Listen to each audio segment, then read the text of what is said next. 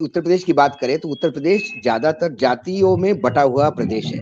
यहाँ चुनाव में जातियों का बहुत अहम रोल होता है और ऐसे में छोटे-छोटे जातियों के अपने क्षेत्र है और उन्होंने इतने सालों से जो सोशल इंजीनियरिंग के नाम से जो बड़े-बड़े दल इनको इकट्ठा करके इनका उपयोग करते थे, अब वो ओकल हो गए हैं क्योंकि उनको ये पता पड़ गया है कि उनकी भी अहमियत है।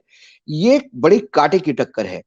बीजेपी के लिए एक जीने मरने का सवाल है कि उत्तर प्रदेश के चुनाव के नतीजे यदि उनके खिलाफ चले जाते हैं, तो इस देश की राजनीति में बहुत बड़ा बदलाव होगा। भारतीय जनता पार्टी की अंदरूनी राजनीति में बहुत बड़ा बदलाव होगा।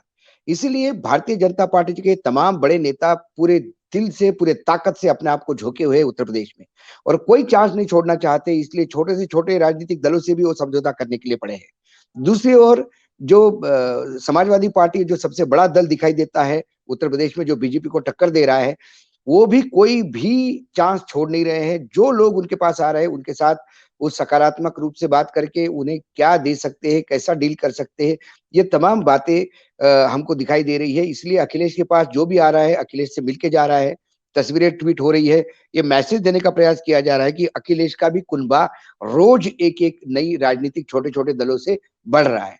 तीसरी ओर कांग्रेस थोड़ी-सी असमंजस की स्थिति में है, कांग्रेस कहीं समाजवादी के पास जाने के मूड में है, तो कहीं खुद इंडिपेंडेंट लड़ना चाहती है, तो कभी बीएसपी के मायावती जी के साथ उनके मीटिंग्स होती है।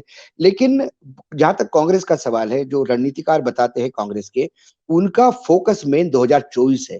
2022 में तो ये बैटल ग्राउंड है उनके लिए, जहाँ वो 2024 की रणनीति तय कर रहे हैं। इसलिए वो अपना वजूद दिखाने के लिए लगातार अपना प्रयास कर रहे हैं। लेकिन क्योंकि लड़ाई बहुत कांटे की है, वैसा देखा जाए तो राज्यों के हिसाब से इतना बड़ा राज्य है उत्तर प्रदेश और इतनी बड़ी विधानसभा है, यहाँ छोटे-मोटे दल मायने नहीं रखते। ये गोवा या उत्तराखंड या हरियाणा जैसी छोटी विधानसभाएँ नहीं हैं, कि जहाँ 2 एमएलए वाला दल जो होता है, वो भी अपनी इतना इम्पोर्टेंस बना लेता है क्योंकि वो सरकार और गिराता है और बढ़ाता है। लेकिन जब बड़ी कांटे की टक्कर होती है, मैं महाराष्ट्र का उदाहरण दूँ, तो महाराष्ट्र में पिछले कई सालों से जितनी भी सरकारें आई हैं, वो या तो इंडिपेंडेंट या छोटे-छोटे दल जो है, जैसे एक विकास आघाड़ी है जो विरार के भाई ठाकुर की पार्टी है, वहाँ 3 एमएलएज़ होते हैं हर टाइम। वो फिक्स है उनके 3 एमएलएज़। वो भी सरकार बनाने में अहम रोल अदा करते हैं, तो उनका भी इम्पोर्टेंस बढ़ता है। तो ये महाराष्ट्र बड़ा राज्य होने के बावजूद भी उनका कहीं न कहीं ये बैसाखी उनको लेनी पड़ती है। उत्तर प्रदेश में इस बार हर आदमी अपना महत्व बता रहा है और उस हर आदमी को हर राजनीतिक दल अपना पूर्ण रूप से सम्मान देने का प्रयास कर रहा है। जहाँ उनको लग रहा है कि यहाँ हमारा फ़ायदा होगा, वो वहाँ जा रहा है। लेकिन मुझे अभी भी लगता है जब तक टिकट बँटवारा होगा, जब तक टिकट फाइनल होंगे, तब तक ये नहीं बता सकेंगे कि कौन आखिर में किसके साथ जा रहा है। और उत्तर प्रदेश के राजनीतिक में जो कुछ दल तो ऐसे भी रहे हैं कि मिल के लड़े किसी और के साथ, अपने सिम्बॉल पे लड़े और जब नतीजे आए और उनको लगा कि उनके जाने से सरकार बनती है और अच्छा अपने को शेयर मिलता है सत्ता में, तो वो तब भी शिफ्ट हो गए हैं। और अजीत सिंह जी की पार्टी जो जैन अभी है, उ उनकी पार्टी का ये इतिहास रहा है कि वो लड़े किसके साथ, जाए किसके साथ, जाए किसके साथ, लड़े किसके साथ।